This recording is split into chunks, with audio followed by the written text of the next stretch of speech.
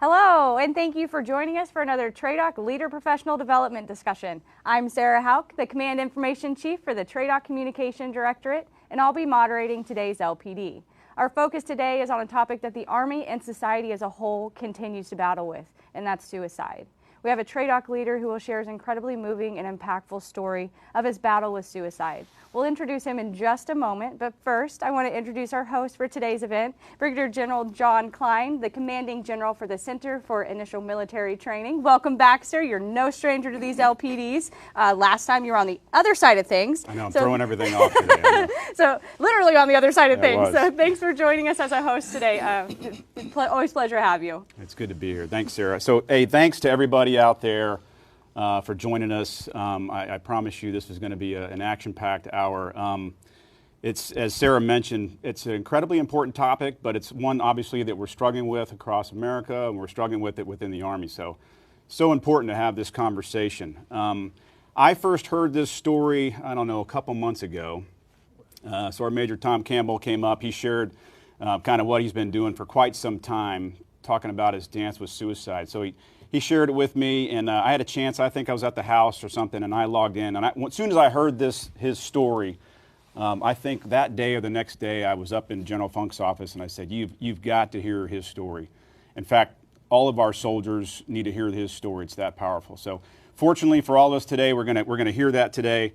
And you know, by way of introduction, Tom Campbell he's a critical member of our team at CIMT. For those that don't know him, he's an infantryman by trade, so that means he's a man of many skills, a master of none, but he's a master of a few, I can tell you. And we'll share that later on as we go. A drill sergeant, he's an accomplished combat sniper, and he's a lover of the outdoors, that I can attest to wholeheartedly. He likes to build and race drag cars. And the bottom line is he just loves life. And despite all the greatness that's going on in his life right now as a family man and a husband and everything he's got going on as a father, he hit a low point there, and he's going to tell that story today. And I think it's going to be captivating.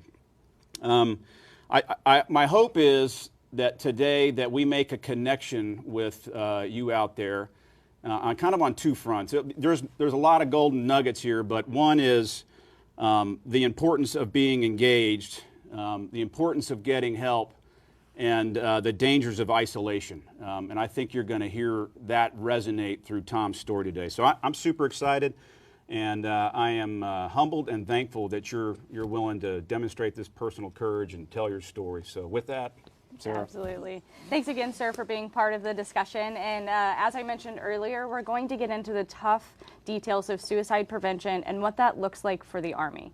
Sergeant Major Campbell is currently the G357 Sergeant Major at the Center of Initial Military Training right here on Fort Eustis. His resume includes being the member of the Drill Sergeant Hall of Fame and Orders of the Maurice and St. George inductee. Those don't exactly read like someone who may have struggled with suicidal thoughts. It's an honor to have Sergeant Major Campbell joining us today to share his experience with suicide and his battle with his mental health and his adversity to overcome it. So, Sergeant Major, thanks for being here today. I appreciate it, Sarah, and it's an honor to be here today. And, sir, you're right. This is a topic that we've got to talk about. This is something that we don't talk about, I don't think, like as much as we should. But I'm very looking forward to today's discussion. Yeah. Absolutely, and we appreciate you, like General Kline mentioned, having the courage to come in and share your story with this audience today. So, and just a reminder before we get started, we want you to be part of this discussion. So leave your questions in the comments section of the Facebook Live feed or the Watch feed, and we'll try to get them answered during the event. And if we can't, keep an eye on our social media pages, and we'll get answers to those questions and get them posted in the near future. And before we get started, I wanted to let everyone know that we've shared the National Suicide Hotline number in the Facebook comments. If you or someone you know is struggling with suicidal thoughts, please reach out using this number or any of your local resources. And with that stuff out of the way, Sergeant Major Campbell, we want to get things started with you. So I'm gonna turn it over to you so you can share your story with us. Thank you, Sarah. So hopefully everybody got a chance to go to the video that we'd sent out earlier that kind of told part of the story. And the video, that was a 4-hour interview that they had to cut down to 10 minutes. So only focused on one of many issues I had going on at the same time that drove me to the brink of suicide. And I'll kind of give you the Paul Harvey version or the rest of the story of what happened. And for those that saw the video, I mean, it covers survivor guilt, basically, from one of the soldiers that I lost under my watch in Iraq. And I'll say this up front, that Sergeant Ryan Baum was no more or less important than any other soldier that we lost in Iraq or Afghanistan. However, he was probably one of the closest to me, and I say that for two reasons. One is I was a company first sergeant and he was a company medic, so just that put us together all the time. The other was I was the senior sniper for 4th Brigade, 25th Infantry Division at the time, and the situation that we faced in Karma, Iraq kind of allowed me to do sniper stuff. Even though I was the company first sergeant, I was also the company sniper. And Ryan Baum was my spotter, and hands down the best spotter I've ever had. So that put us together all the time.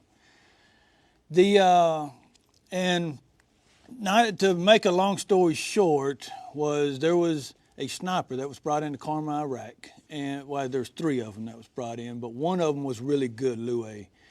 And Louis ended up killed Sergeant Baum on a patrol that Sergeant Baum was not supposed to be on. And the reason that he wasn't supposed to be out there was he's going on leave that night because his first child was going to be born. His wife was overdue. They were going to induce labor once he arrived back in the States. And it was a very hasty patrol that we were doing, and it wasn't well planned. And at the last minute, Sergeant Baum talked me into letting him go out with us. And so where the survivor guilt came into is, I'll paint the picture real quick of what happened, the scenario when he was killed. And we were trying to find where the enemy, the Al-Qaeda, they had harassed the OP3 out there, and we could never find where they were shooting from. So they harassed us. I spun up patrol. We're going to try to either catch them or at least find where they're shooting from.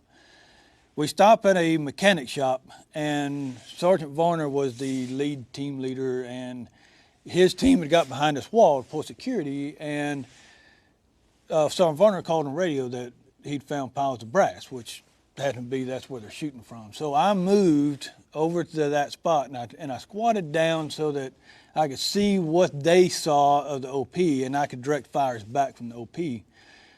While I was squatting down, a shot rang out, and the ground between my feet kicked up where a bullet impacted the ground between my feet. So everybody gets behind cover. Another call comes over the radio that Doc is down. Now there's 2 medics out there. Doc Baum and then Doc Shohan was out there, the 2nd platoon medic. In my mind, I had pictured Doc Shohan had been shot. Never dreamed it was Doc Baum. I looked to my left where normally Sergeant Baum always was, and Sergeant Varner was there. I said, where's Doc? He said, well, I don't know. He didn't come up here with the first one. I make my way back, and sure enough, Sergeant Baum is laying on the ground. And a bullet had passed through his throat, side to side. And when we did the bullet ended up, Doc Shohan had to do a trachea punch because there was tissue caught in his trachea. I was doing CPR on him while Doc Shohan was trying to get breath in him. And then we got him medevaced out and what have you. So, but when we do the bullet trace from where I was at, Doc Baum was at, and then there was a cut through a reed that went back to what we call the chicken farm, where we find out later is where Louis Spotter lived and where they kept the dragon off that he shot. It was a direct line. Now, me and Louis have been chasing each other through around Karma for a while, and if I was Louis, I'm pretty sure I would have, first person I would have shot, and I'm sure we were a target of opportunity, would probably been the guy that's kind of in the center talking to people and looks like he's running things out there.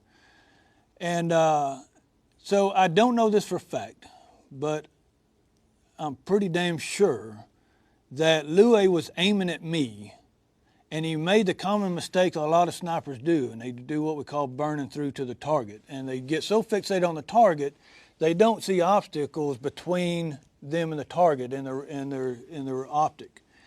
So I'm pretty sure Louis was aiming at me, and Sergeant Bond just happened to get in the way of that bullet. Now, to compound that was my kids were old enough to have long life memories of their dad. Sergeant Bond's daughter, Leah, would never know her dad. My goal in the Army was to be an airborne first sergeant. I was an airborne first sergeant. Everything after that's been free chicken. Sergeant Bond had a very promising career ahead of him. And hadn't met his goals. And at my point in my life, had I died that day, I would have been perfectly fine with what I'd accomplished. He had a lot to accomplish. So all that added up is what built the survivor guilt on it. Now, I lost other soldiers out there in other deployments. And again, that was more survivor guilt that added on to that. And I won't go into great detail. We don't have a lot of time here on those. But there was some other stuff that added. But I want to skip forward a little bit to where that really festered itself. Because with back-to-back deployments, either way we're coming back from deployment, we're getting ready to go on the next deployment, and we never had time to really be idle. But I was in Afghanistan. I come out on Sergeant Major list, and we redeployed from Afghanistan. 2 weeks later, I'm in my little travel trailer and headed south to Fort Bliss, Texas, to the Sergeant Major Academy. And when I get down to Fort Bliss, I'm by myself. And I'm not in charge of nobody. Nobody's really in charge of me. I mean, school hadn't started yet.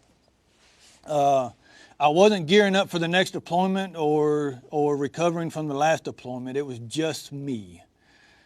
And there was a few things that was going on with me at the time as well. I was getting these migraine headaches.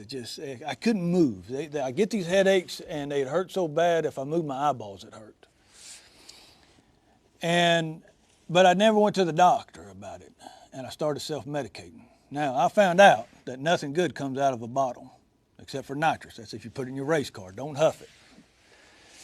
But I started self-medicating, and I started doing stuff that I didn't know about. I'd hear about the next day. Things like riding a wheelie on my motorcycle out of the trailer park at 3 o'clock in the morning. I never even knew I got on my motorcycle. But during that same time, I had a 20-year marriage that had fell apart. I had a perfect credit score that went down the drink. And I prided myself on that perfect credit score. I had an estranged relationship with my kids at the time. And now on top of that, and I'm survivor guilt and PTSD and what have you, and these stupid headaches that I was getting, is I'm by myself.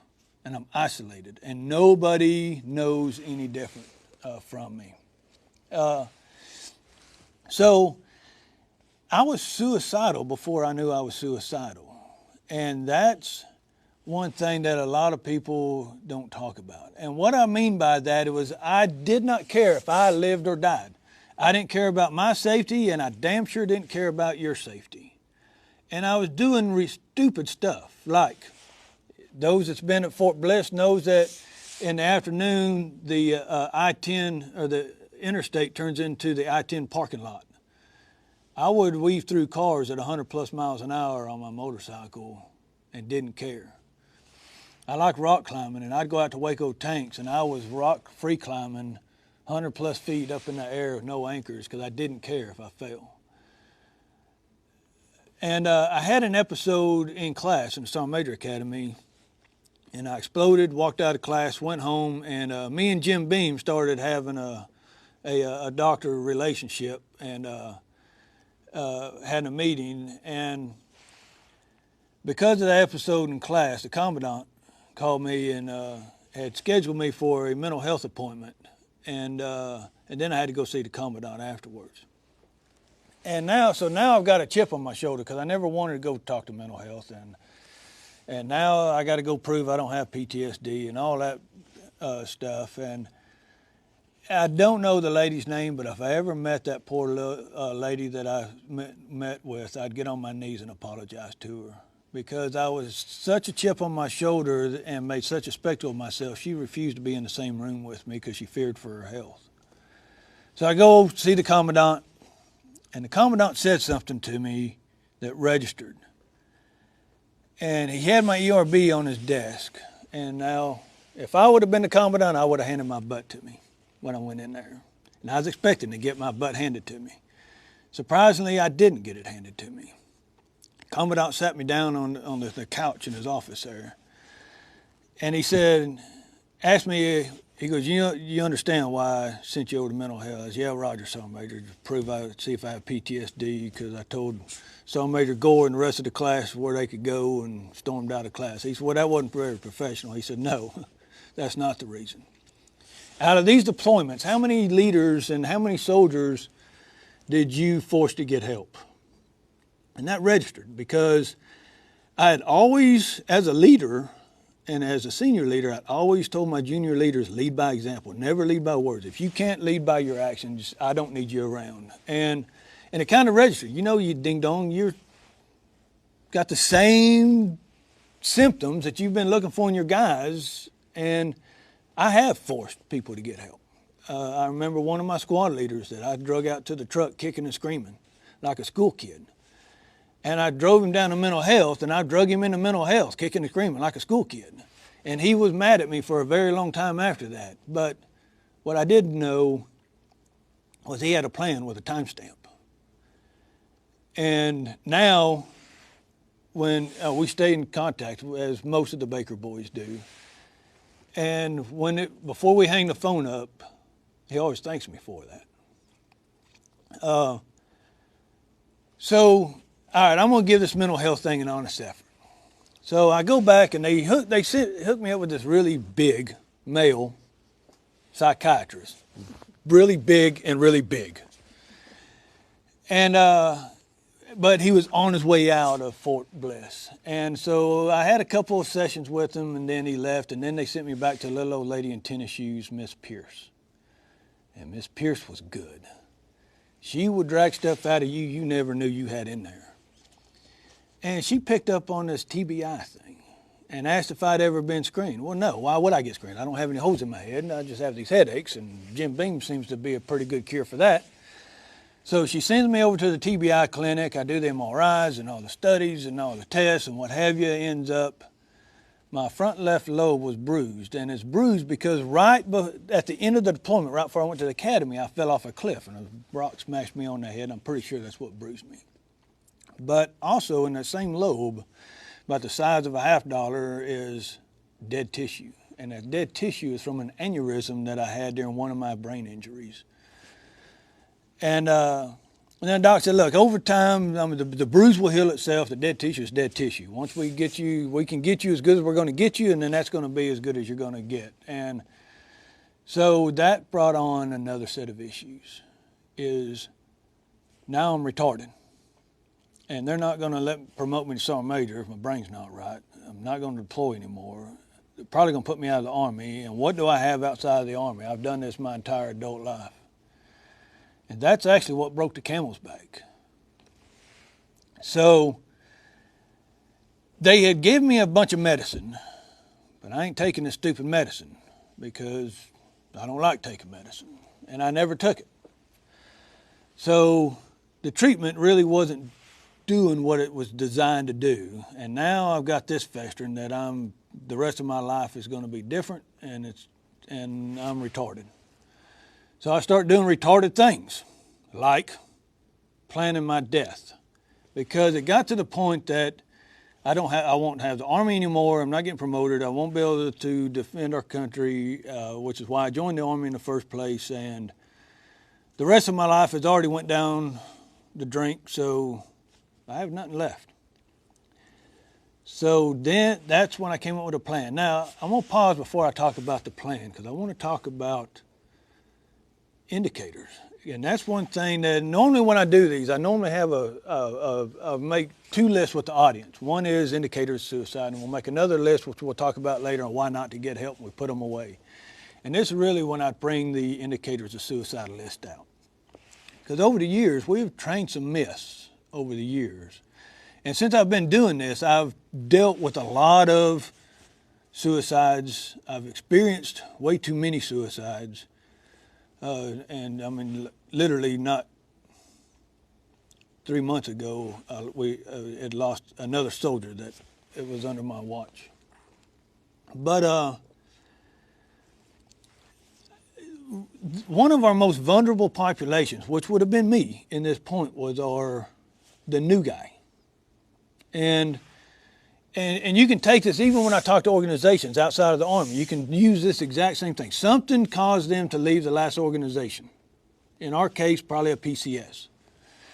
But nobody knows them, and just like at the Sergeant Major Academy, nobody knew me from Adam. If you talk to anybody from Class 61 and ask them if they know Tom Campbell, they're probably going to say yeah, and they're probably not going to have anything nice to say about Tom Campbell. They're going to, I was disgruntled. I hated life. I hated everybody around me. I would tell you where to go in a heartbeat, and that was just kind of the norm for that Campbell guy. So who would have picked up on the indicators that I was at the bottom of my end of my rope and I was going to make a plan? Probably nobody, because nobody knew any different. Nobody knew Tom Campbell when he was happy, and nobody knew Tom Campbell when life was good. So my plan that I made, I wanted it to look like an accident because I didn't want to jeopardize my kids getting the benefits from SGLI and survivor benefits and what have you. And so I was going to stage a motorcycle accident. It just happens El Paso has the perfect road to stage that, and that's Trans Mountain Road coming down to East El Paso. And there's one spot where it makes a really sharp curve to the left. There's some picnic tables with these rock walls on the end of those picnic tables, and it's perfect to make it look like you just overshoot the curve, hit that wall, and that'd be the end of it. And I drove up to the top of Trans Mountain Road, and I headed down the hill on that motorcycle and had that thing screaming as fast as I'd go. And I was well over 100 miles an hour. But for the trip up to back down, somebody had parked a car on the end of that rock wall that I was going to smash into. And in my mind, I could picture hitting that car, probably injuring them people that's in the car who have nothing to do with this incident. With my luck, I'd get ejected off the side of the mountain, probably break my neck and be a paraplegic, and then I wouldn't be able to off myself. And I'd have to eat through a straw, and somebody would have to change my diaper the rest of my life. So somehow I got the motorcycle under control, slid sideways around the curve. Everybody that was out there at the picnic table looked at me like I was retarded, which I was. And I go back up the road where I can see that car, and I park on the side of the road and wait for them to leave. Now, there was somebody that had recently came into my life, and she just couldn't believe that I was really as bitter as I put on to be. And she'd talked to me, and she kept talking to me, and just couldn't believe that I really was that bitter. And she had this intuition that she needed to call and just check on me. And so she called, phone in my pocket starts ringing. I don't answer it because I'm on a mission, and it goes voicemail, and she didn't accept voicemail, and so she called again, and it rang, and I wasn't going to answer it because I'm on a mission, and then she's stubborn, and she called again, and I said, all right, I'm going to answer this phone. So I answered the phone, and this little girl named Teresa is on the other end of that phone.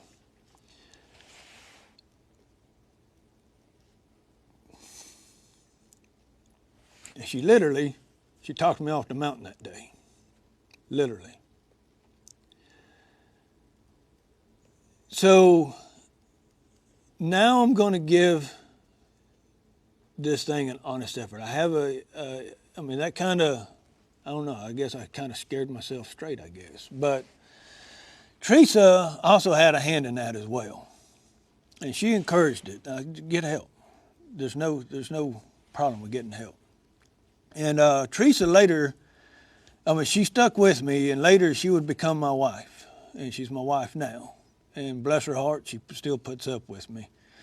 And I still have my days, and she still hangs in there. But she's been my rock through this whole ordeal. But I go to give the mental help an honest effort. And so I go back to see Miss Pierce. Now I've got another string of issues. And I start taking my medicines and what have you. Well, then I start getting my chemical balances in check. I start getting sleep that I wasn't getting. The migraine headache started reducing. Life started not being so bad after I got help. But just kind of paint the picture on how far off the deep end I was I was referred to the intense inpatient treatment. And I'll tell you, sir, that was the hardest thing I've ever done in my life. The best thing I could ever do for myself, but that was hard. Knowing that I walk in that door and they're taking everything away from me. I'm not walking out of that door until they're done with me. And not knowing what's going to happen during that time, because they might determine, dude, you do not need to be in the Army anymore, and you do not. But I will tell you, that was the best thing I could have ever done for myself. So I give the medicines and start taking my medicines. I still take them right now, and I still talk to professionals right now. But there's a few things that I learned in there. One is, and this is a lesson that I actually learned from Teresa that she didn't know she was teaching me. And there's three things about intervention that I've found this out as I've talked with many soldiers over the years. There's two things that's very important about intervention. The first one is shut up and listen. Don't talk. Just listen. That by itself is so powerful. And then the other thing is, by all means, do not make it about you. Even if you experience the exact same thing that that person has experienced that they're sharing with you, do not make it about you. And the third thing, which is very touchy, and this is one thing we don't talk about. As we talk about suicide prevention and what have you, we don't talk about the so what afterwards. Now, we talk about intervention, and we talk about if we're going to intervene, if you intervene and stay with the person and then seek professional help and get them to the ER or psychiatry or the mental health or whatever, and then we stop talking about it. But I will tell you, if you intervene, you own that problem until it's not a problem for that other person. And the reason I say that is they've probably shared stuff with you they have never shared with anybody else. And in my case, I shared stuff with Teresa that nobody knew about. And but if you intervene, you've got to be the support for that person until it's not a problem for them. And I'll give you one real quick example. So my last assignment was down at Fort Stewart, Georgia. And I intervened with one of my senior non-commissioned officers down there. He was in a bad, bad place. And he'd been on the sauce, and he was ready to end everything on the spot. And I could have called his battalion sergeant major. I could have called his first sergeant. I could have, or his NCOIC, because it was the OC team, his company team. But but he was in dire need right then. I just happened to be the one that got the call, and I went straight to his house and intervened. Got him, took him to the hospital, to the ER. Had to stay in there all night with him until he sobered up enough to talk with a psychiatrist. And then The psychiatrist recommended he not be left alone that next day. I take him to my house. I put him to bed because I got to get him some sleep. My wife feeds him because he needs to get some food in to get rid of some of that alcohol. And the next day we sat on the porch and he shared some stuff with me that he had never shared with anybody else. And I shared with him how to get help. And I made a promise with him that I would always be there and I would support him through getting help. And he's working through it. He's almost done. I mean, but I still talk to that guy now because I still own that problem along with him because it's still a problem for him. And that's one of many examples that I could share out here. But I guess we'll pause here before we get into engaged leadership. Absolutely. So I just thank you first for sharing this incredibly moving story with us. I know it takes a lot of bravery to do that, so we appreciate you taking the time to do that. We have gotten some questions. One of them is actually from General Funk, TRADOC's commanding general. So I actually just wanted to know, what was it that Teresa said that encouraged you to get your bike off that mountain?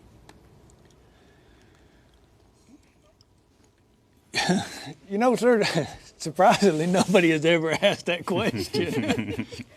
And so I'm trying to remember back to how that conversation went. Well, one thing you shared with me is that she made a point of mentioning the fact that you needed to tell your story. Yes. So, but that was after the mountain. And I'm glad you brought that up, sir, because I meant to hit on that before. But for General Funk's question, sir, I really don't know. Because, I mean, I was so distraught at the moment. I don't know.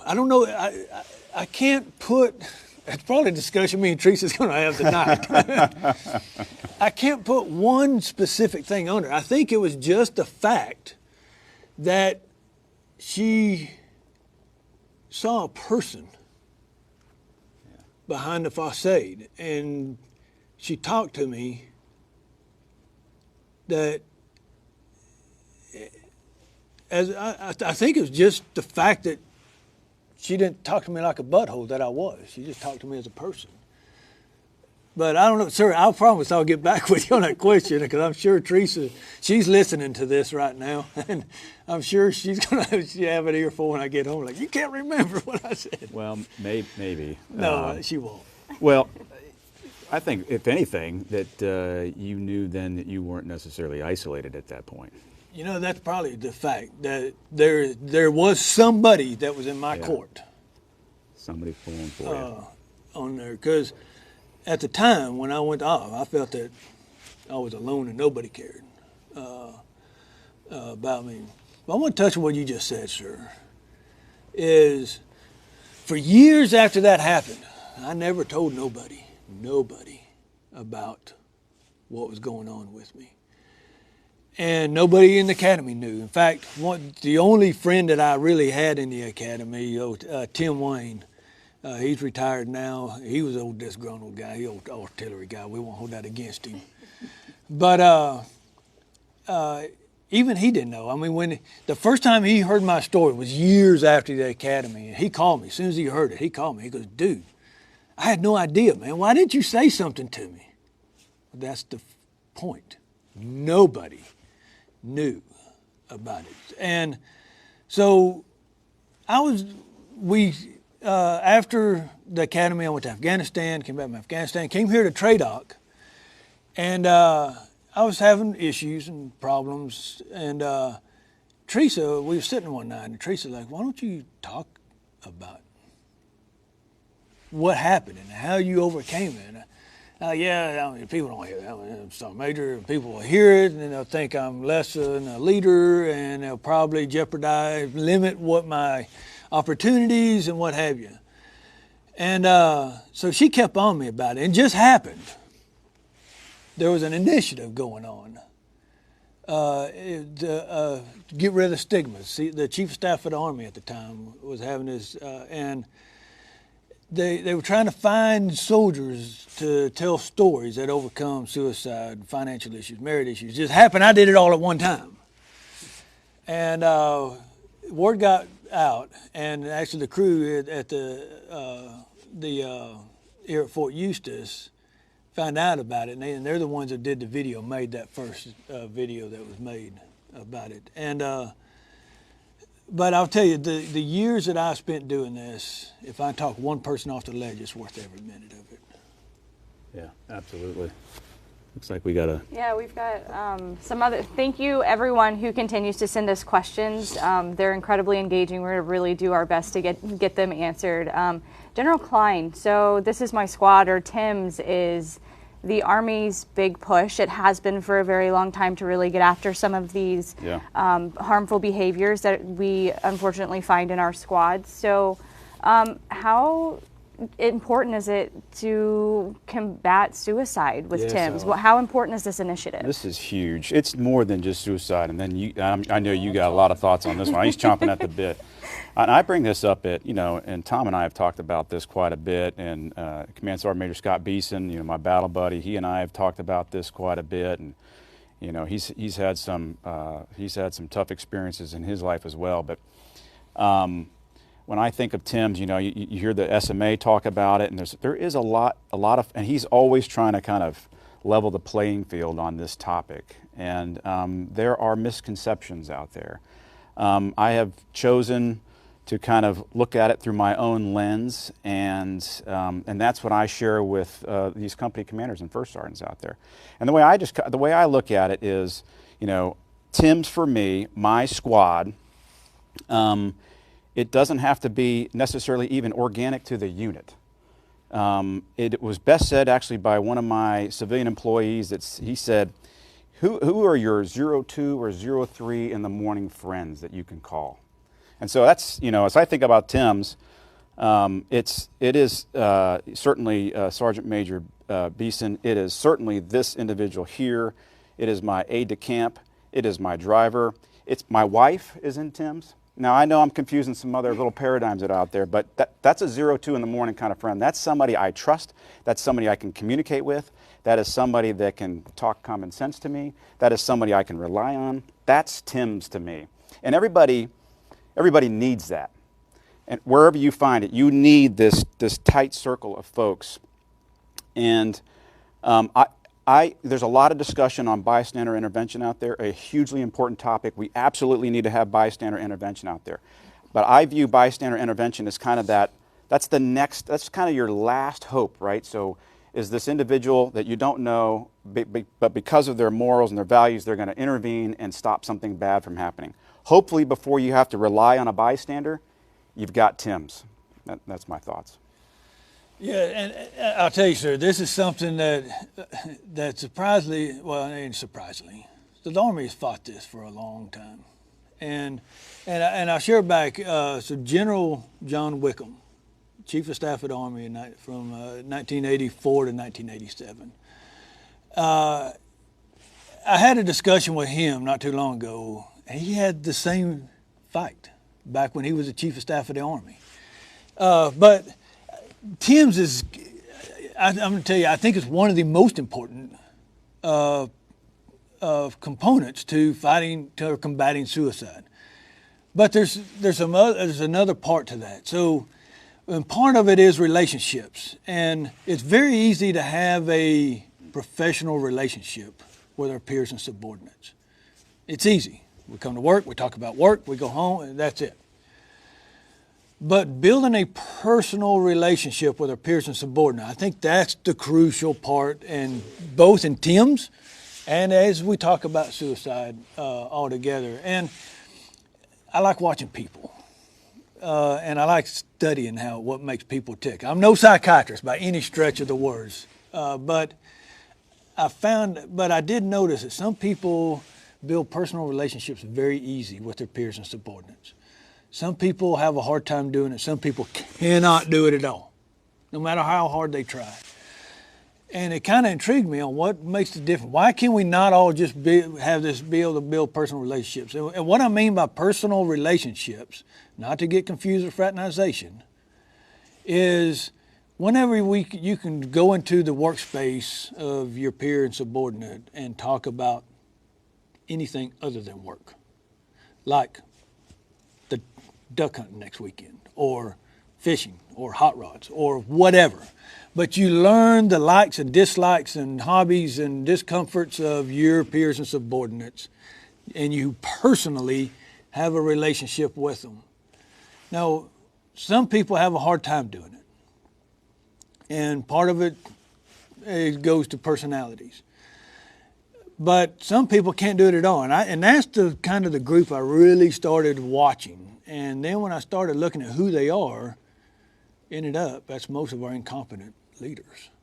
They have to keep a divide between them and their peers and subordinates for fear of being exposed. A lot of times they tend to be the experts. And again, it's to create that defense there. Now, I say that, please, nobody out there confuse that with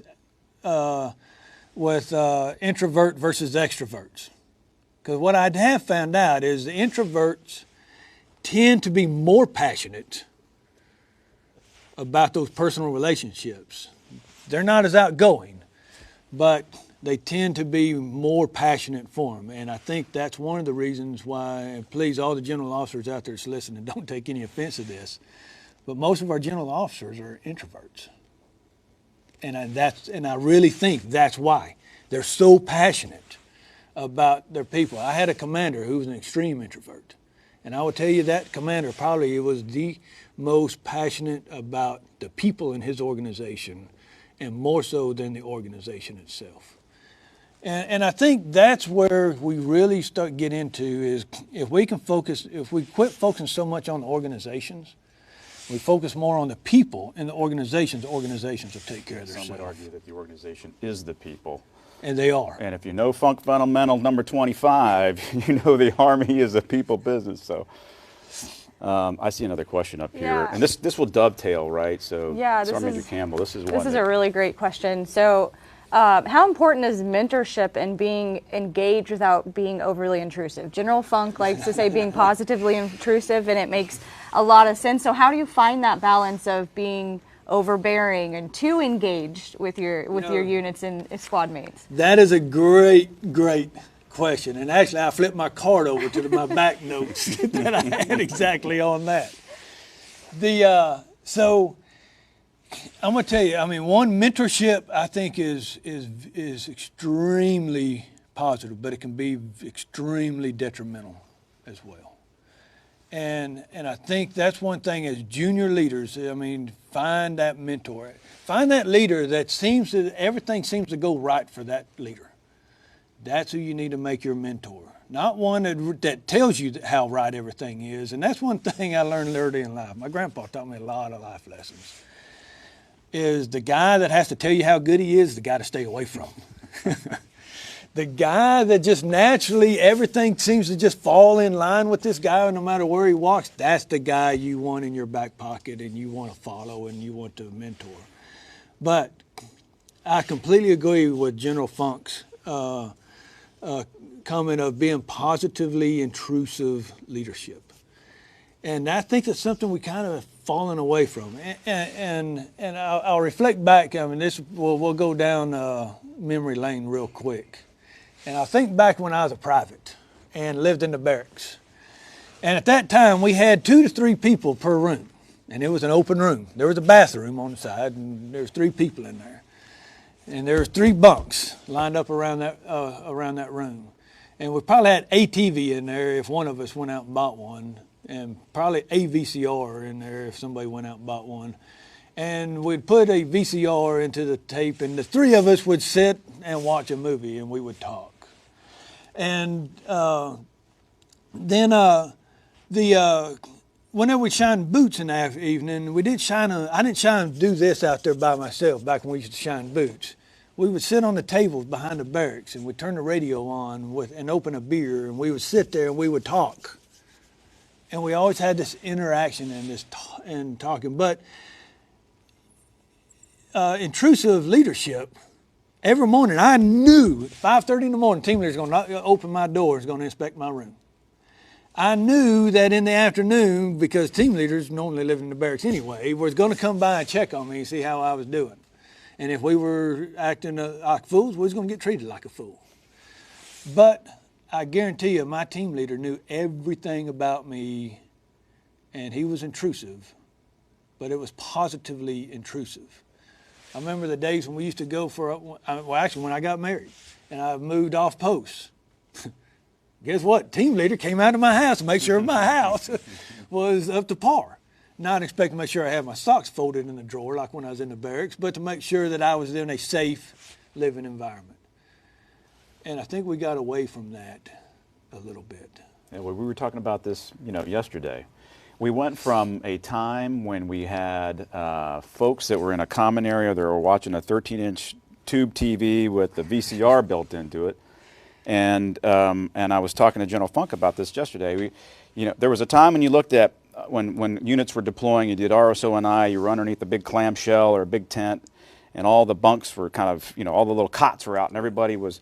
And then I don't know what happened, but over time, people started to put little ponchos over their hooches, and then in places like Hohenfels where you had double stacked bunks, people would hang their ponchos there and start to isolate themselves. And they were captivated by their phone sitting on their bed and didn't need to interact. And so we just kind of naturally moved away from this. Right. And I think one of the things, and I'm not saying there's anything wrong with this, but I think one of the things that pushed us to that was our 1-to-1 barrack standards. When we went to that. Because when we was in the barracks, there was interaction, we talked. Now the soldiers go to their room and now they're isolated until first call. And they come back out and they poke their head back out with it. So, how do we exactly get to see those indicators? You spoke a lot about indicators and how people just don't know. And if our soldiers are in their rooms, how do you know? How do you know if somebody's struggling with depression? How do you know if somebody has those plans in place, those timelines in place? And how do you even know if it's a true indicator, or how do you just see that? So here's what I say, and this is going to be very contradictory to what we've been trained. Can you prevent suicide? No, and that's probably going to blow up the comment section. We can intervene, but we can't prevent. And why? And here's what I mean by that: is I look at both my situation and I look at other suicides that I've dealt with. In my case, I had a plan and nobody knew about it. There wasn't anything to intervene with. But if somebody says that they're thinking about it, they just openly say, I'm thinking about suicide. Chances are they don't have a plan. But what they are doing is they're testing the waters.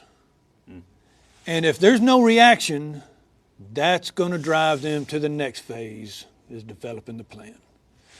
So we have to react.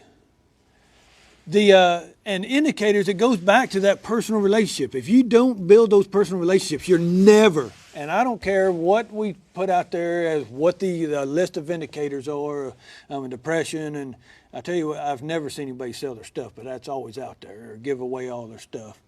But all those indicators, no matter what the list we make, if we don't have those personal relationships, we're never going to see the indicators, and we're never going to be able to intervene with it. Absolutely. It's interesting to hear that sometimes it all depends on the person, because it takes one thing to realize that somebody's a little off today. And how do you start that conversation with somebody to intervene and to drag them kicking and screaming, or even just to have a conversation with them? So that's one of the questions I always ask when I do this in person is, how do you intervene? And there's no right or wrong answer to that. Because just what you said, it's personality based. How I engage with General Kline is not going to be how I engage with you. And it goes... But when you see a change in mood, in performance, isolation, and all those other indicators, though, that's where you've got to end it. But you got to start asking the questions. And I would tell you, is don't beat around the bush. I mean, that's one, ask specific. But I will tell you, if you don't have, there's three things, let me back up real quick, to build a personal relationship. There's three things you got to have to build a personal relationship. You've got to be open, you've got to be honest, and you've got to be transparent, or you'll never be able to build personal relationships with your peers and subordinates. But you've got to build those personal relationships to earn the trust and confidence for them to open up. If you don't have that trust and confidence in your peers and subordinates, you can ask questions till you're blue in the face and they're never going to open up to you and tell you that that they're facing a problem that they need help with. Absolutely. And we are getting low on time, but I really do want to make sure that I ask this question because it's kind of a reoccurring theme is, Sergeant Major, what's your advice to somebody who is currently struggling and may not be currently getting help? Or even if somebody's walking down that road of getting help, how do you stay confident in what you're doing and to even seek help? So here's what I'll tell you. Over the years, we've gained a lot of ground in getting rid of the stigmas of mental health. There's still a lot of stigmas out there. And the stigmas is what kept me from getting help. I had a persona, and as a senior leader, I was above. I was immune, or I was supposed to be immune to PTSD and depression and all that good stuff. But part of those stigmas, though, what drove me was the fear of so what if I got help? Like what we've learned over the years, or the myths of security clearances going in jeopardy, deployability, peer perception, take your pick. But I would tell you this, is once I started getting help, I deployed after that. I still got promoted to Sergeant Major. I had a top secret security clearance. I still have a top secret security clearance, and it's been renewed 3 times or 4 times since then. My peer perception is once I started telling my story, peers, I was afraid they would look less of me. But I've had so many peers come back and say, brother, dude, thanks for sharing that. And a lot of peers come back with, brother, I'm facing issues and I really don't know where to go to get help. So I would tell you, if you're on the fence, you're thinking about mental health, or you need mental health, do it. I'm telling you, do it. And I will tell you, the hardest part of getting help is walking in the door. That is the hardest part of getting help. But you got to compare to what would be the circumstances if you don't. In my case, had I not got help, I wouldn't be here right now. Before we get to this important question, I'd like to go back to something you said earlier, and it was the risk with the new guy, right? We always have new guys are a part of our business with the transitions from basic training to AIT to first unit assignment, and so on and so forth. Sponsorship is a part of that. How do we as leaders help get in front of this issue with the new guy being isolated?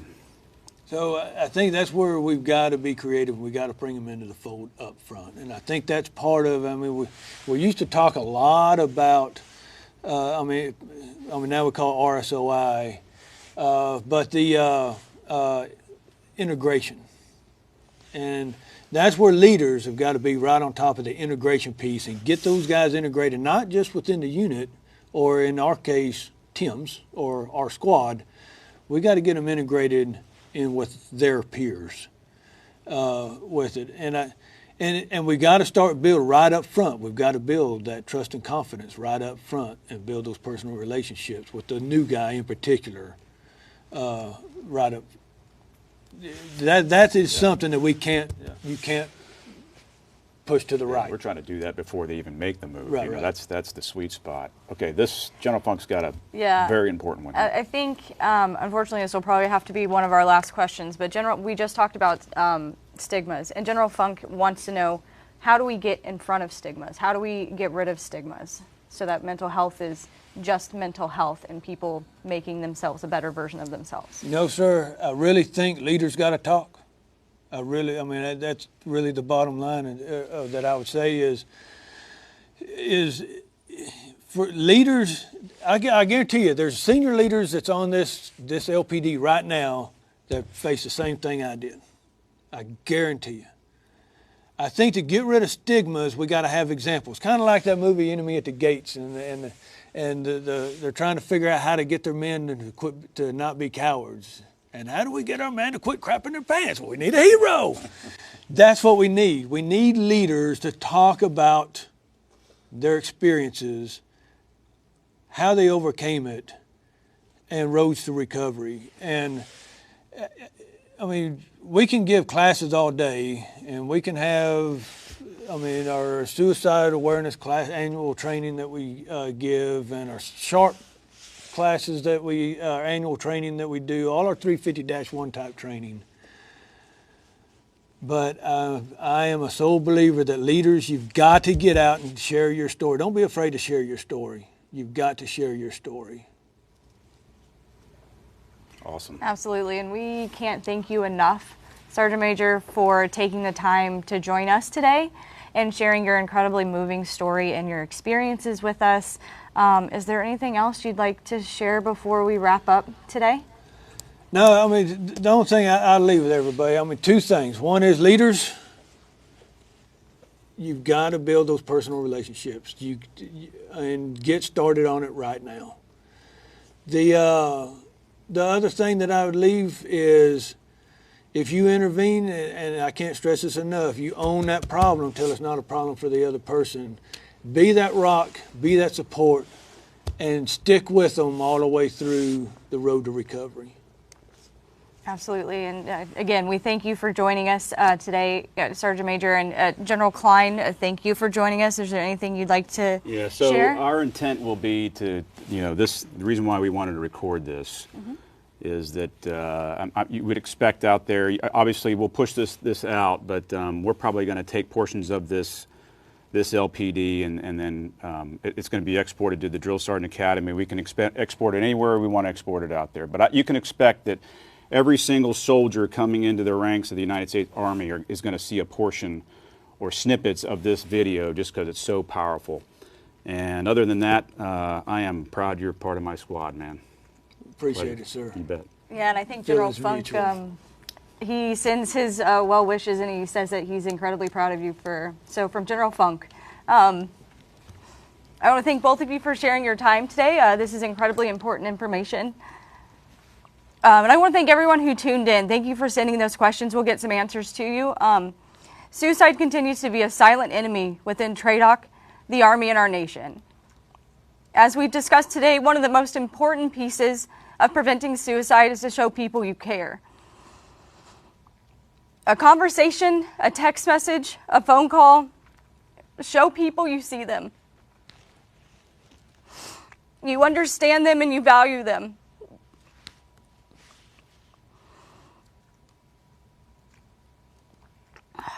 The moment people join our Army, they become part of something so much bigger than them. We owe it to them to protect them, and that includes their mental health. Erasing the stigma for seeking mental health starts with our leaders who are engaged and dedicated to showing each of their soldiers their commitment to them as a whole. If you or someone you know is struggling, please use the national hotline and any other local resources to get help. Join us in 2 short weeks on February 23rd when founder and CEO of Small World Solutions, Dr. Bruce Stewart, will be the guest for our next LPD titled Power of Inclusion, the New IQ. You don't want to miss it. And thank you, as always, and victory starts here.